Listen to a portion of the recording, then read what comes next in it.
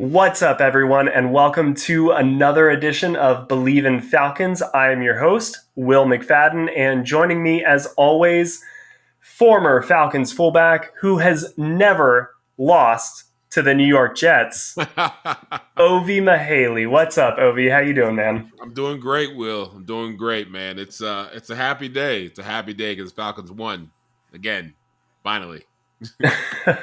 Finally, they had to go overseas to do it, but whatever it takes, sometimes you gotta break a little losing streak by hopping on a plane, getting a little jet lagged, shock to your system, and then come out and let Kyle Pitts wreak havoc on a Jets defense. Yeah, yeah. Whatever it takes. But what before we're gonna dive deep into all of this, I just kind of want to know your overall thoughts on the game, big picture wise, because it was a little bit of a topsy turvy, I think, showing for Atlanta. They started out really hot, looked like clearly the best team on the field.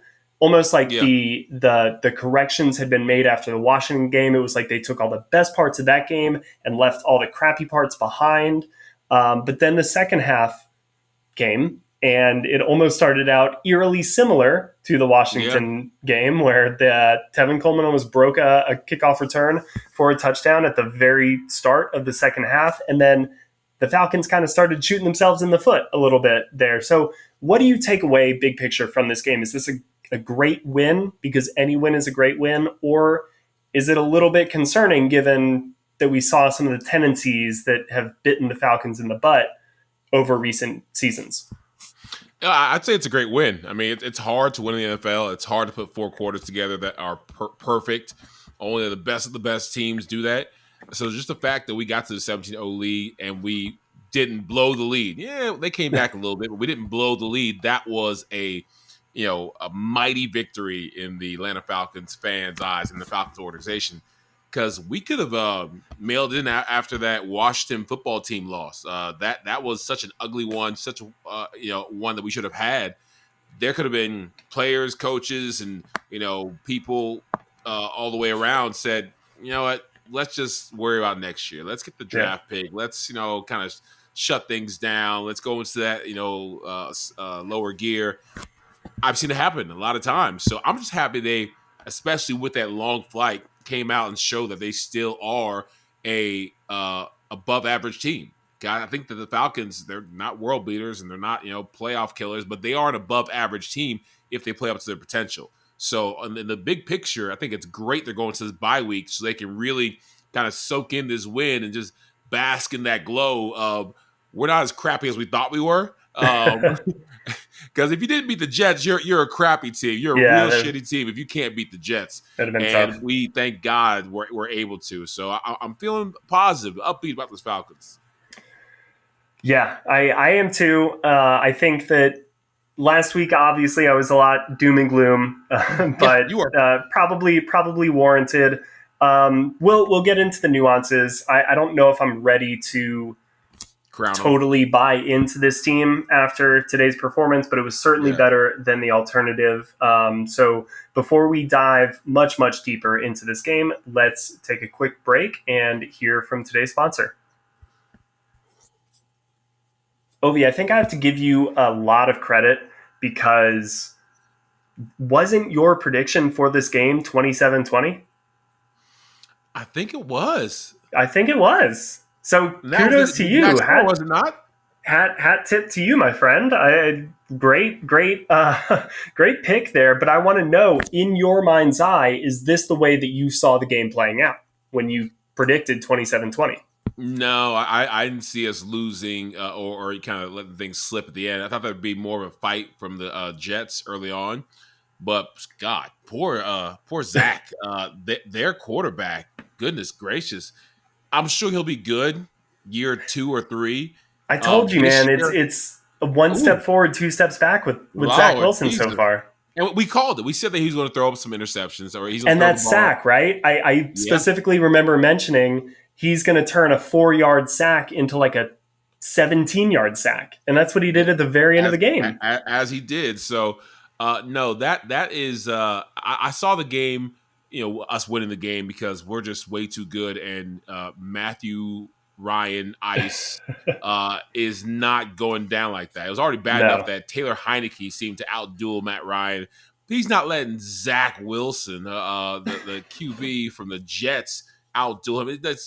I just don't see the Matt Ryan that I know, and he was my neighbor for a little bit. I'm up here in Duluth, and he was in the same neighborhood as me. I used to go out, go to his house, and we play video games and work out and good stuff. And hey, I know Matt pretty well, and just from the fire that resides in his belly, he's not allowing somebody named Zach Wilson, who was a rookie, went from the Jets, to outduel him. And they always say, the quarterbacks always say, this is not Brady versus Manning. Right. I don't even play against him. It's not a quarterback versus quarterback duel. I'm just here to play. All that PC stuff is cool. End of the day, it is, quarterback versus quarterback. Yeah. Because if I, as a quarterback, go out there and score, move the chains, keep the ball, manage my offense better than the other guy does, it doesn't matter about the defenses. I got to duel that guy. And right. He did it this game.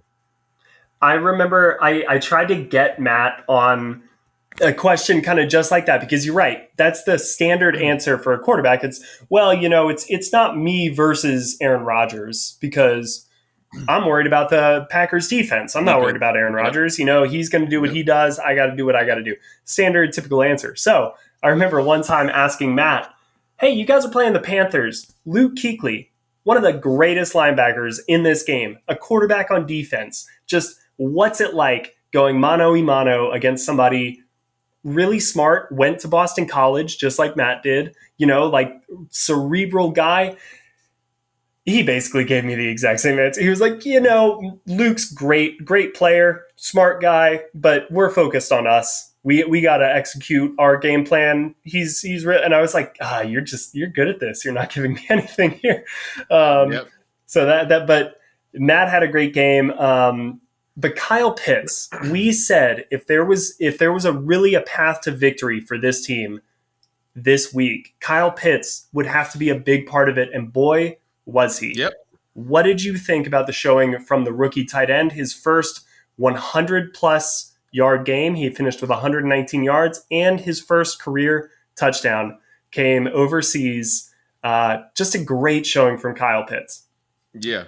Well, I want to say it's about gosh darn time, but then when I look at it, I'm like, it's only week 5. I'm like, so right? He actually is above schedule. I think you said he needed to grow a pair, if I remember correctly, last week. Yeah. I said he needed to nut up a little bit, and and kind of man up and realize that they have an accelerated timetable for guys who go in the first round, first top 5 picks. Because I want to say, let's treat him with baby gloves and let's kind of baby him along. But because he was picked so high, he's got no time for that.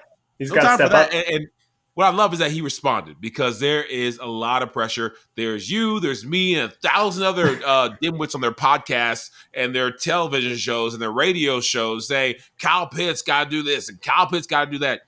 You hear that stuff. Like it's impossible not to hear that stuff. Right. And some people can't manage the noise that comes from the media and your friends and your family, because that's a whole other mental aspect of the game. There now, back when I was in the NFL, there wasn't that, but now there's like mental coaches. Like you'll have your trainer, you'll have your yoga coach, you'll have your guy who's going to do the massage, and you'll have a mental coach. You'll have somebody who just helps you with the mind game. I don't know if Kyle has that in an official capacity. I don't know if the Falcons have an official capacity.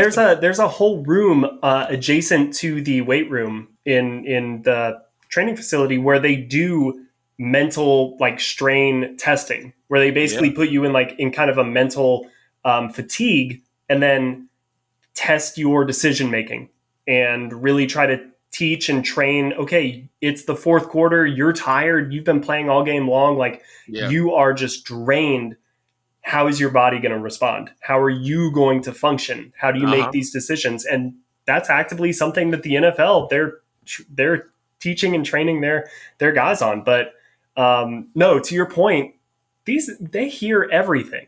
I mean, they are aware. It's a talking point when you kind of say, look, media is going to say what they're going to say. We're focused on this. We don't pay attention. No. No, they're human beings. They understand everything. And that's why I'm so excited about Kyle Yeah, Pitts and what he's done, exactly. because even through the noise, even through the high expectations, like Julio Jones, when Julio came here, he knew that it was going to be, if he made one mistake, if he didn't, measure up, there's immediately going to be a backlash, a Yeah. bust, get the bum out of here, blah, blah, blah. And Kyle Pitts, because of the mediocre first couple of games, has been hearing whispers. And so But for him to it come took out and play this game was huge. it took Julio a couple of games. I think, what was it, It his did. third game when it was against Indianapolis. I think it was week 3 when he caught his first 2 touchdown passes, but Yeah. it wasn't like he exploded onto the scene his very first game.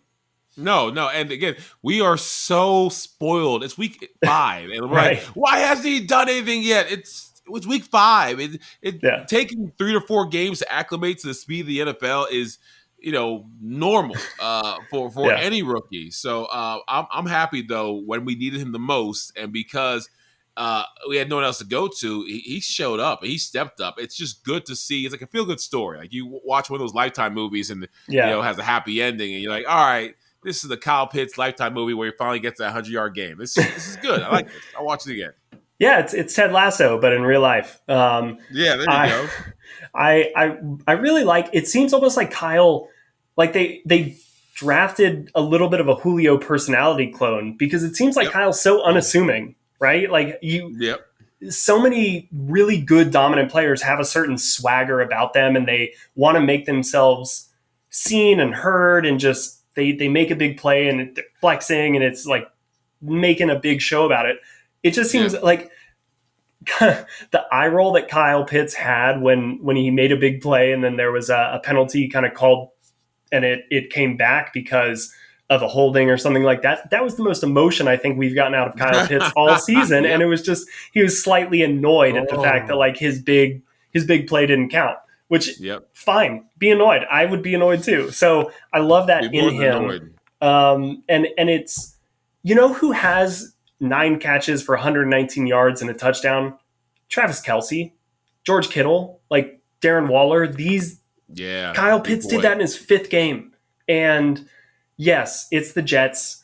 The bar was probably as low as it could be for Kyle Pitts to do this. He got so many looks because Calvin Ridley's out, Russell Gage is out, blah, blah, blah. The point is that he did it. And there are going to be games when they have to rely on Kyle Pitts. And he proved today that if you have to lean on him, you can win a football game. And that is what I think the biggest takeaway from today's action is. But we touched on it a little bit earlier. Another huge takeaway, Matt Ryan's in midseason form, man. He had a couple of slow games to start out. He has been on fire the last 3 weeks. And he's not somebody who has a tendency to cool off. How excited and optimistic should Falcons fans be based on the way Matt Ryan is playing right now? They should be extremely excited. They should, especially the Matt Ryan haters, and there's a lot of them, they should all be looking very closely to the production that Matt is giving you. They should look at what Matt's putting on paper, because it's fun and cute, and sometimes, in thing to do to rag on Matt Ryan. It's just an easy target. You make all the money, and he's the face of the franchise. Matt Ryan's not this, and Matt Ryan's not that. When you get another quarterback, the man is a Hall of Famer. I'm gonna say it. I'm gonna say it very, very proudly. The man is a Hall of Famer that I got a chance to play with. Matt Ryan cannot be replaced by a Justin Fields. He can't be replaced by some other rookie quarterback savior. He's going to be one of the best quarterbacks Falcons have ever had, easily.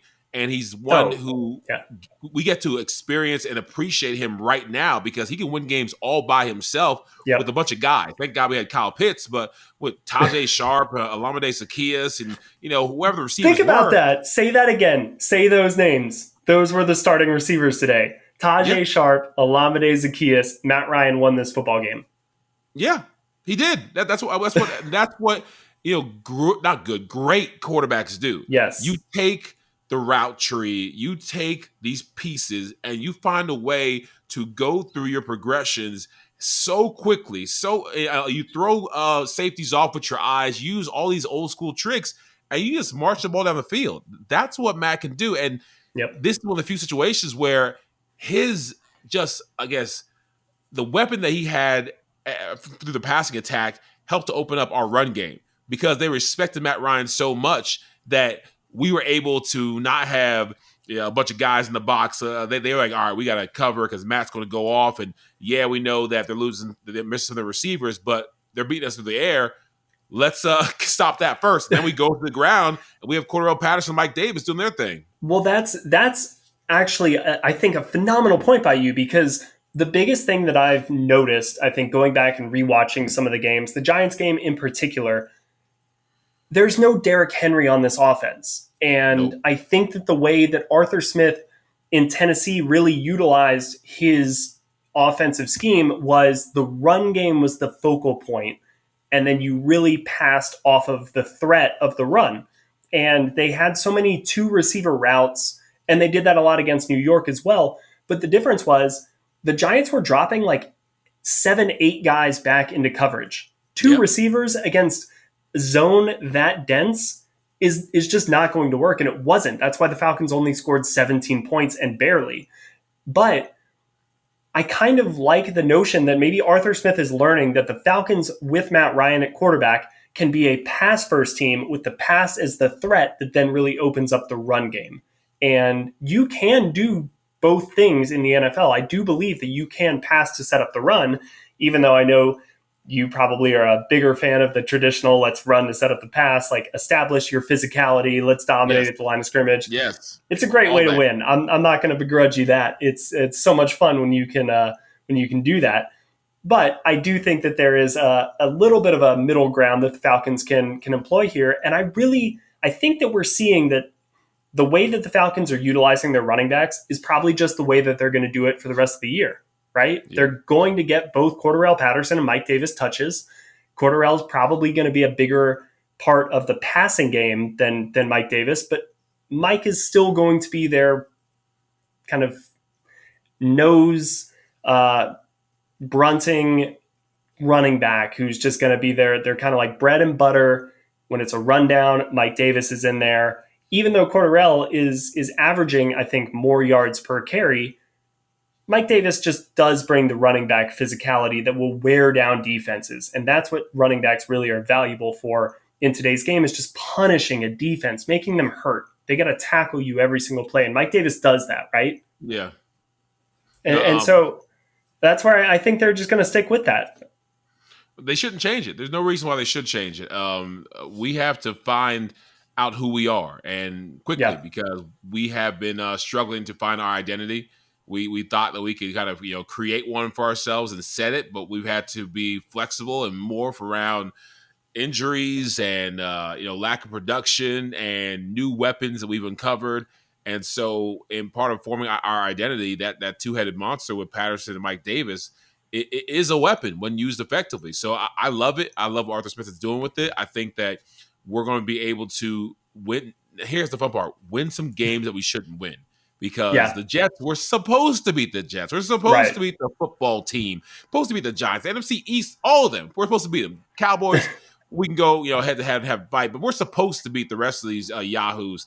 Now, I want to see us win a game we're not supposed to win. I want to see us reach up there and grab victory out the jaws of defeat. And I think we kind of set the stage to where we have a flat line. We have a baseline for what we could do with our weapons. And Arthur Smith and Dean Pease are seeing, when they move people around, how they can get to the quarterback, how we can, find ways to block better, and how we can, just put our, playmakers on the field.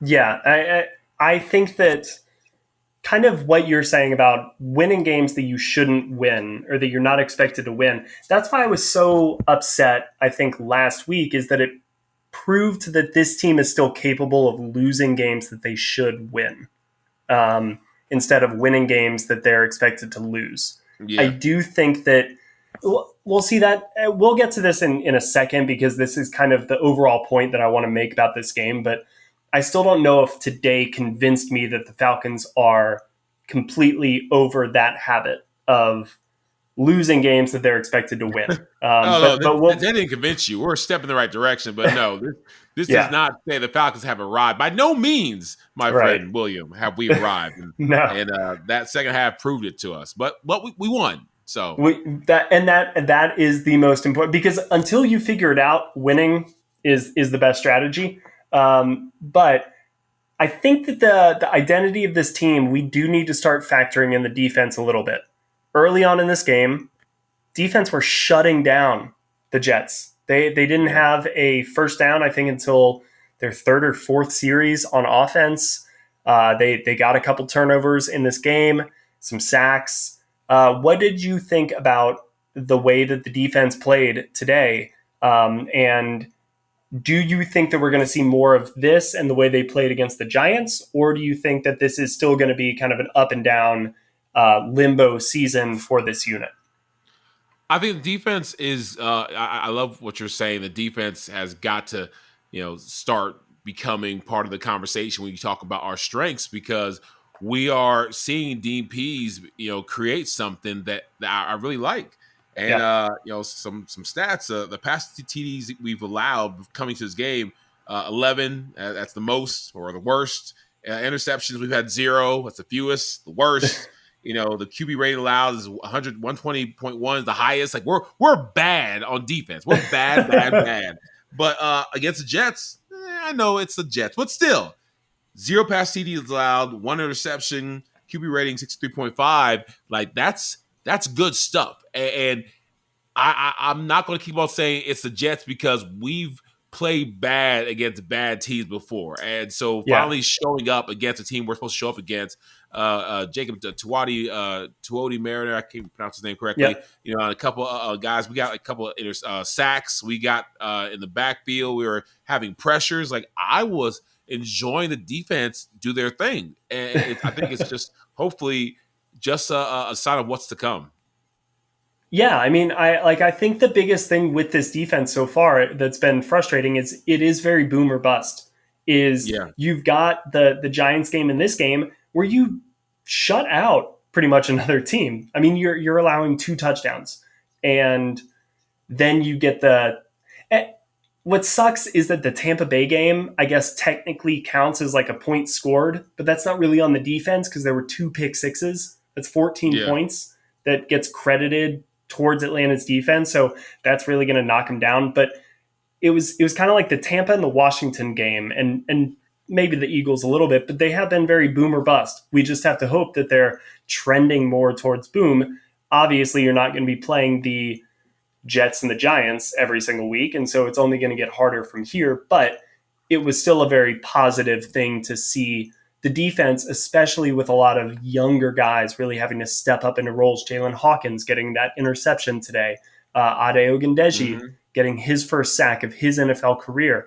I mean, young guys were really stepping up, and that's been a theme, I think, so far this season for Arthur Smith's Falcons is young guys being put into positions to really have an impactful turn on this team. And so far, they've kind of been rising to expectation here. But there were a couple of, I think, troubling tendencies that the Falcons had on Sunday, and I mentioned the still showing the ability to lose games that they should win. Yep. They fumbled a lot of balls. They dropped a lot of passes. Yep. Is this a one-game hiccup, or do you think that this is something to be maybe worried about moving forward? It's something to be worried about moving forward. You can't make any mistakes when you're playing a good team.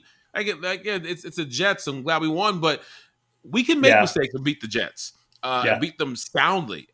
You are playing Tampa Bay, or you're playing the Cowboys. You're playing, Aaron Rodgers. Any good team, you gotta have perfect plays. You gotta not beat yourself. Fumbling the ball, not catching balls that are right in front of you. That's beating yourself. Jumping yeah, off sides, having these penalties where Kyle Pitts has a huge catch, and one of your offensive linemen is holding or off sides or has a penalty. You can't recover from that against good teams. And all you need is one of those to put you out of position to win. And you make several of them, just pack your bags, go home. So I am a little bit concerned about the fact that we still haven't tightened up our play. because that's going to.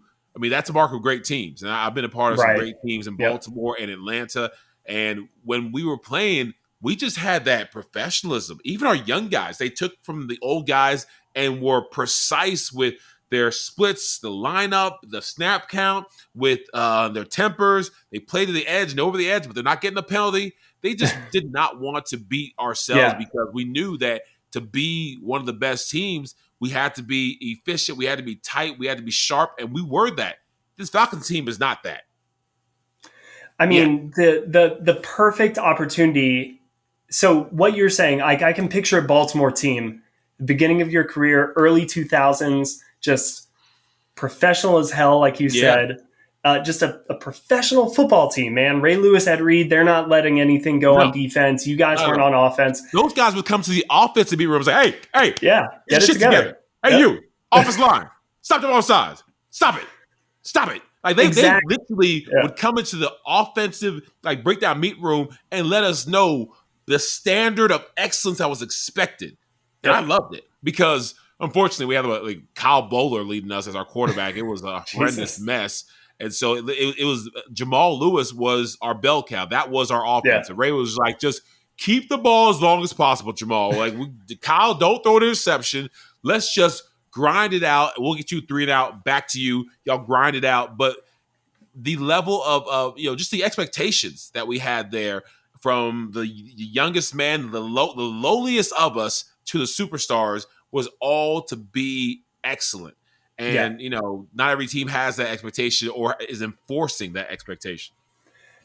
The biggest kind of, I guess, dichotomy between a team like that you're just describing and what I saw today in this Falcons game, and I don't want to pile on Hayden Hurst because I think he is the consummate professional and everything like that, but the fumble that he had in the second quarter when the Falcons were inside of the red zone and they were up 17-0 late in the second quarter, and he fumbles, and then the Jets march down the field and I believe score a field goal on that possession. Yep. That's the difference in a blowout and a 7-point win.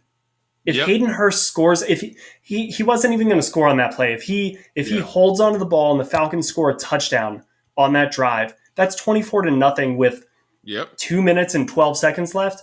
The Jets are packing it in. Yep. You know that. You know that Absolutely. As well as I do. They're going into halftime and they're like, man, we got to score 4 times to win this? We got to score 4 touchdowns to win this game. We haven't gotten 5 first downs in this game. We're not doing that. They're folding it in. Yep. Instead, you turn the ball over. You gave them a little bit of life. So change the game. Right. Like you said, they can't afford to do that against good teams. They also can't afford to continue to give up gigantic kickoff returns at the start of the second half. So they need to get that figured out, whatever's going on there. But we are, now that there's a 17-game season, I have no idea where the quarter point of the year comes, but we're 5 games in, so that's as good of a quarter as any, I say. How do you feel about this team going into the bye week? What are you excited about? What worries you? And what do you think they need to clean up with this week off? Well, what I was excited about is that the Jets had, 7 sacks coming into the game? Yeah. And this game, they had 0 sacks, right? I believe so, yeah. So that's amazing. That alone, we should have a parade. We only ever talk about the offensive line when they're bad, right? We're so bad about that as fans. Nobody ever talks about the offensive line when they're good. No. It's like a fullback. You don't care about me when I'm good, when I'm great. It's only when I mess up, miss a block, drop a 5-yard pass. Mughelli, the bum, get him out of here. No, the offensive line was amazing. After that long flight and being groggy and let me get a cup of tea and wake myself up. No, they came to play. At least they came to protect Matt Ryan. That's what they came to do. And we were really ragging on my boy, the left guard, rookie offensive lineman, Jalen Mayfield, and he's played better. Really well. Yeah. Yes. And that's a great thing because you spend a draft pick on somebody. This isn't the Thomas Dimitroff years where draft picks are gone after year 3 and you just throw them away. That's why we were in such a hole, because our draft picks didn't pan out. We need our draft picks to pan out. And so, well, I would remind you that 4 of the 5 offensive linemen are Thomas Dimitroff draft picks. Yeah. Well, I'm talking about Jalen, because he was the guy in question. And Yeah. so our draft picks need to be people who can contribute. And I'm just really excited that we can get to a point where we can protect Matt Ryan, because he's the future. He's the franchise. He's the king of the Falcons' offensive production and of our really overall team morale. But to answer your question, where I think we are, I said before, after just seeing us fight against Tampa Bay, we're going undefeated, and we should have been undefeated into the bye week. We're not where we want to be. 2-3 is not as good as 3-2. Yep. But I still feel like we're in a great spot to make a run and maybe sneak into the playoffs. We're not going to win the division. That's Tampa Bay's.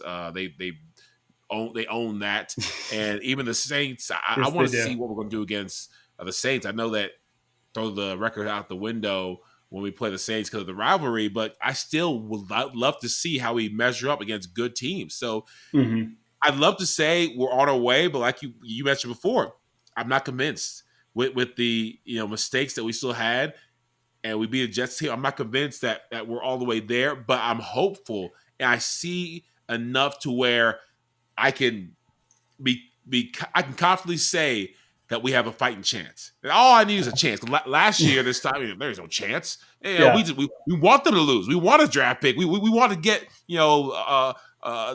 what's his name, DQ, Dan Quinn, and Dimitroff out of here. This time last year, through 5 after the 5th game, Dan Quinn and Thomas Dimitroff were fired. So tomorrow would be the day that everybody got that letter.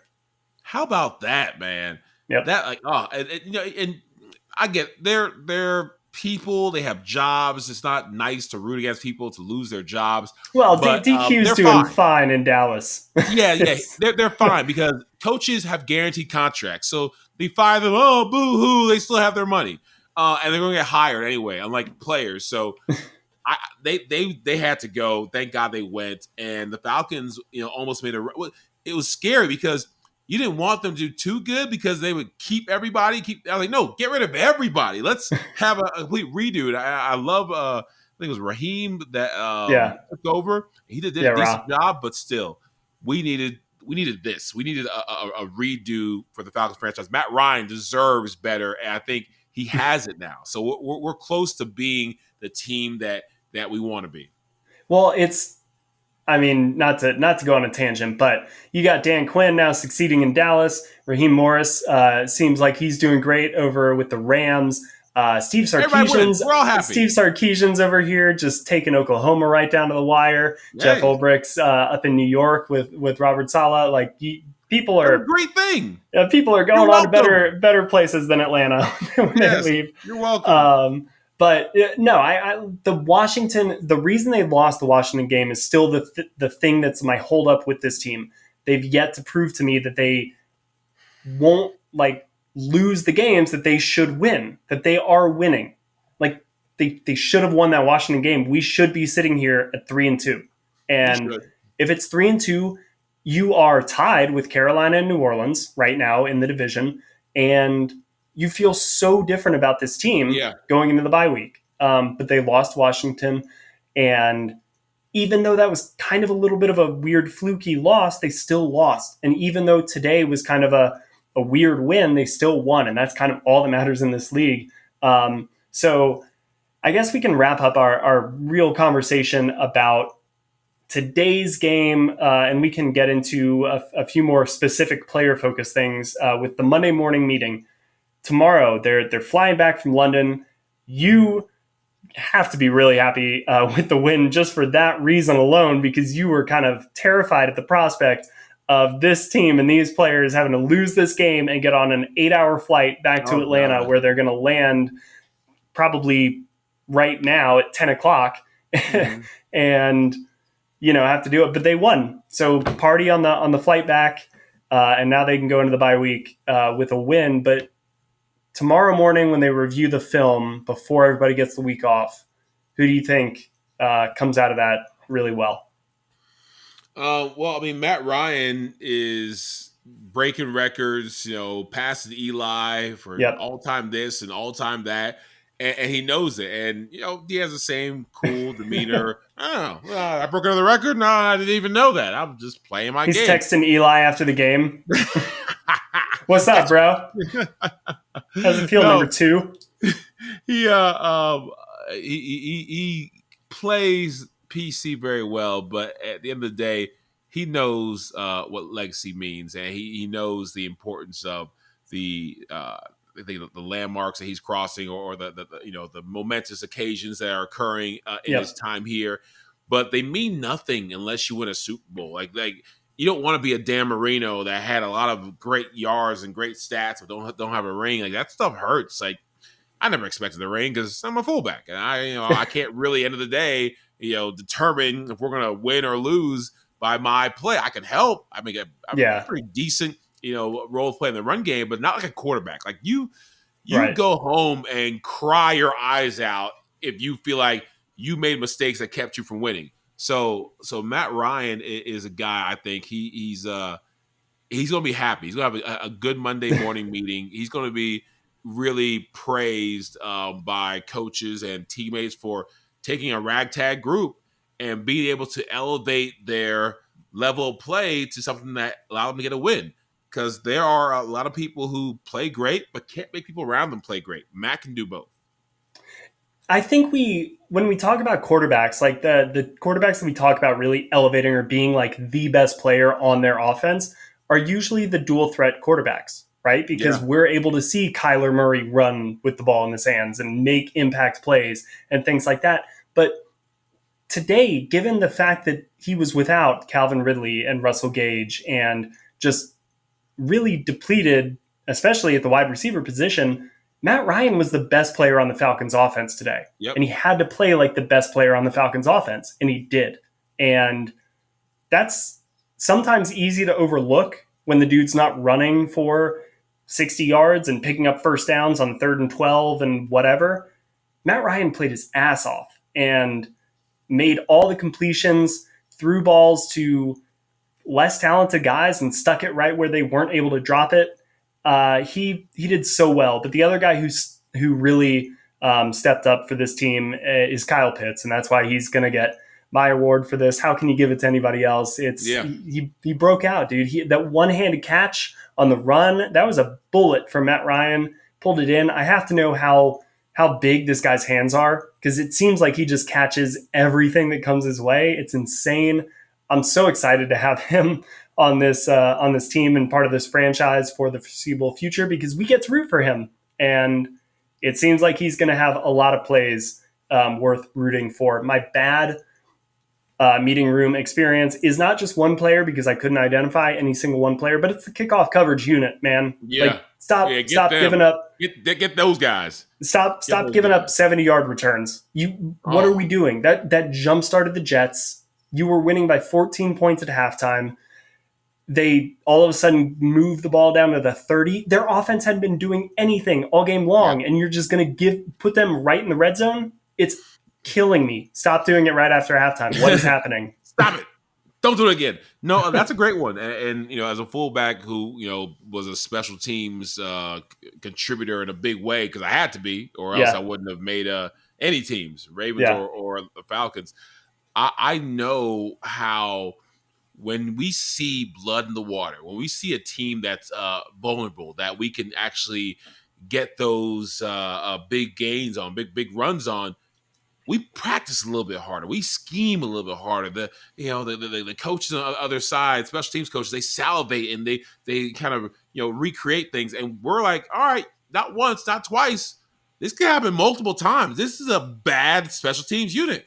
Until we put on paper, on film, that we are a tight, hard-hitting, very disciplined special teams unit, we're going to keep on getting gashed, because guys are giving us their best shot. I know for a fact, because I've been there.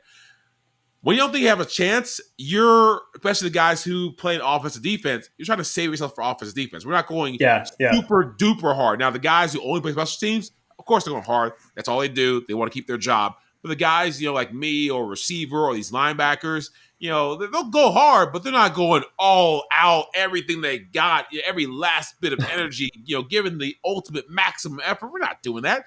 We got Yeah. games to win on offense and defense, so we think. But special teams is a huge part of it, and the Falcons players have not been given it its due and not been given the attention or the effort or definitely the execution necessary to win. So you're right. Put them on your crap list. They need to be given some lashes or a dunce hat, because that is going to be a huge weakness for the Falcons.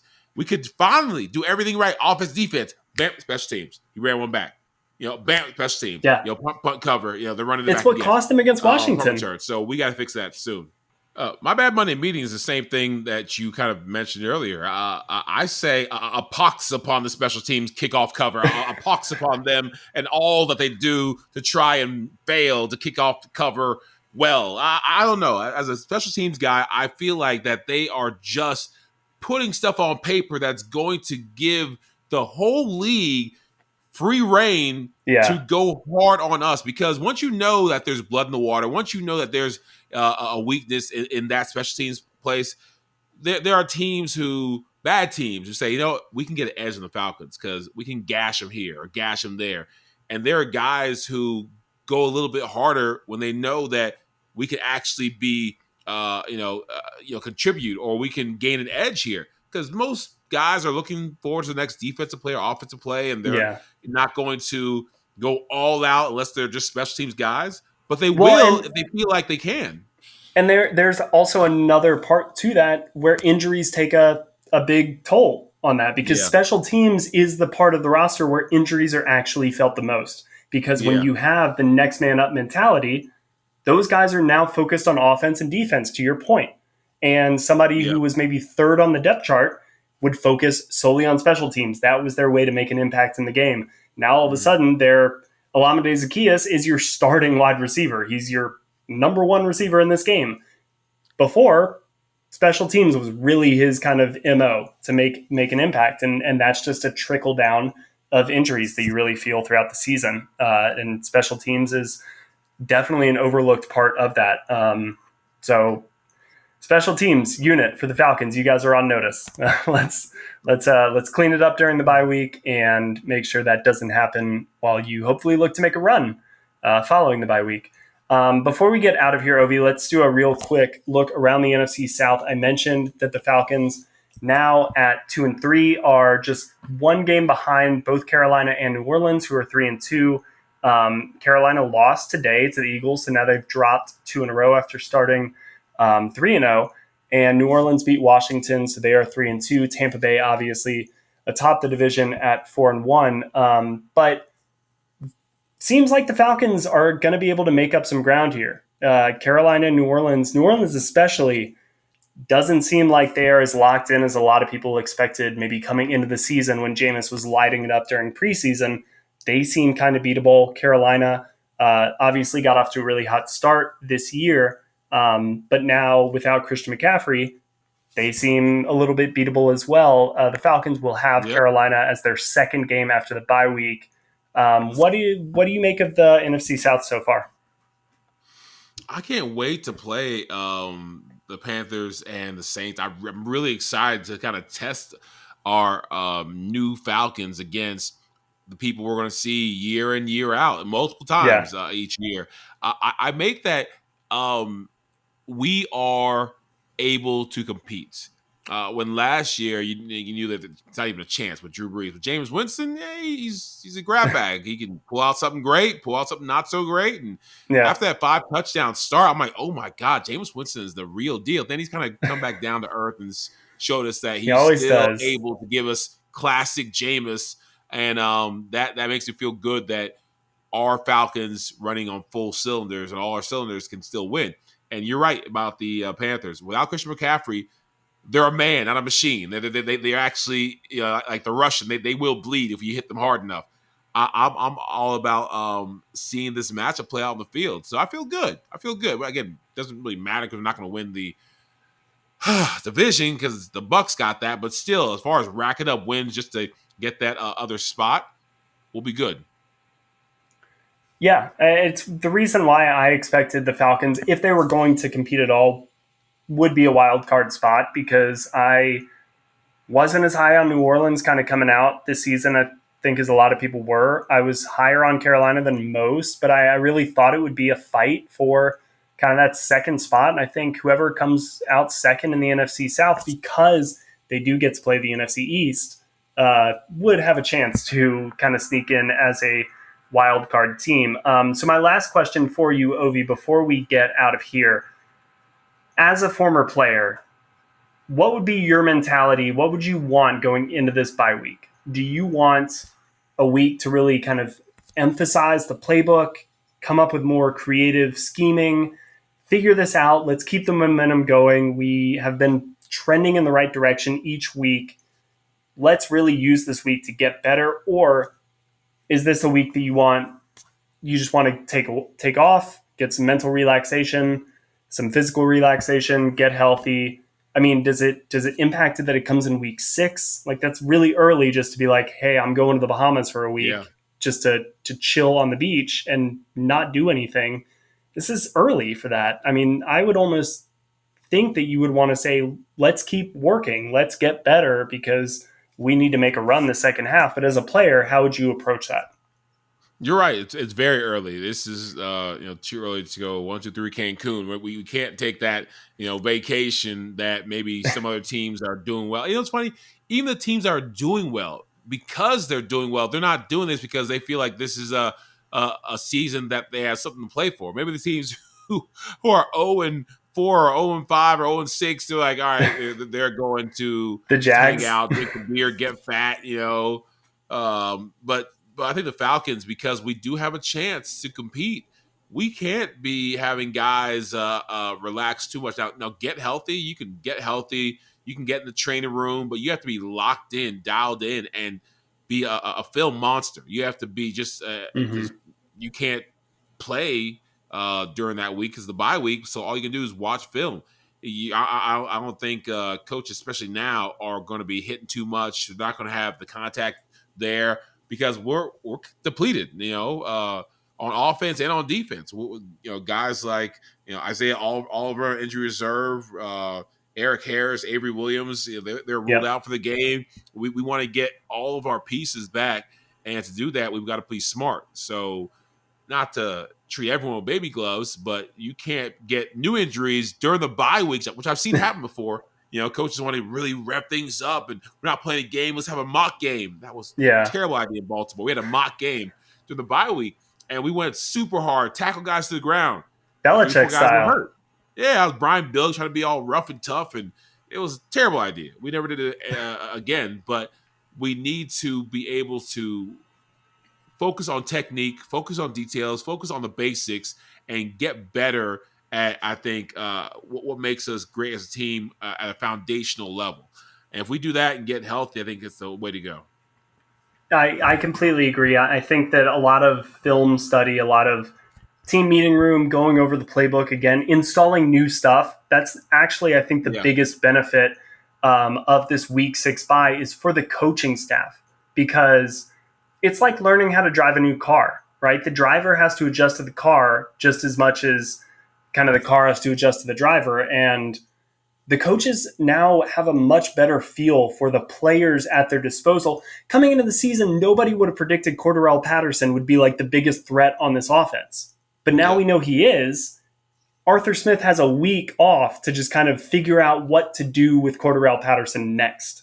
And that is the That's biggest cool. benefit for this bye week is the coaching staff gets to kind of hunker down in their laboratory and say, okay, what do we do with Kyle Pitts now? What do we do Yeah. with Mike Davis? What do we do with Love it. Cordarrelle Patterson? Figure that out. Dean Pease, now you know your guys a little bit more. So I expect them to come out of the bye week looking a lot different, just kind of schematically, offensively and defensively, than they did going into it. And that's exciting as hell, dude. I mean, you go into this bye week winning a game, you're 2-3. If anything, the fan base has just wanted to be 2-3 for so long because you've been 0-5 for the past like 3 years. Yeah. And Yeah. just to not be out of it by Halloween is a godsend. And it just feels so good to go into a bye week with a It win, does. right? It does. Oh my gosh, night and day. It's such a good day. All right, Ovie, you got anything else before we get out of here? No, sir, man. I'm excited for the bye week. Get some rest and let's find a way to get with some wins. Yes, absolutely. I think so. The plan still is for you and I maybe to record still on Thursday, throw something out on Friday, just about the state of the team heading into the bye, any news that's popped up. May have a couple guests on and make it something a little bit fun. But we will not have a show next Sunday because obviously there's not a game. So look for us on Friday, and then it will be a full week until we are back to then preview the Falcons' trip to Miami to play the Dolphins. But as always, today's episode was presented by Bet Online. For Ovie Mughelli, I'm Will McFadden. Thank you guys so much for listening. Please let everybody know. And as always, take care. There you go. All right.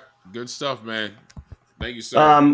I reached out to Eric Weinberger, and he recommended trying to get Steve Weish on the show. And I remember the last time we recorded, you said I know Steve as well, so I can reach out to him if need be. But you recommended, or you mentioned that you knew him, so I didn't know if you'd be able to shoot him a text, and maybe we could get like he and Michael Turner on, or do like kind of a double interview thing where we talk to Michael about being a player and all that stuff, and then maybe talk to Steve about like the team this year, if that was a No, that'd be great. thing we could do.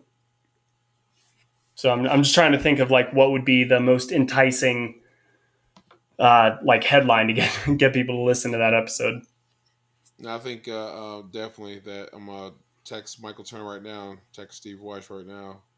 So Thursday taping. Yeah, that'd be perfect. And we can honestly either of us can record them whenever they're available, or we could try to set up a time on Thursday where one hops on and then the other hops on, and we just talk to them and get their thoughts on how everything's going. So, all right, I'll reach out to both of them. You can reach out to Steve as well, and I'll see if we can get them for Thursday. Awesome. Yeah, I can definitely reach out to Steve. So, all right, man. I appreciate it. All right, we'll talk soon. Have a good one. Bye. You too.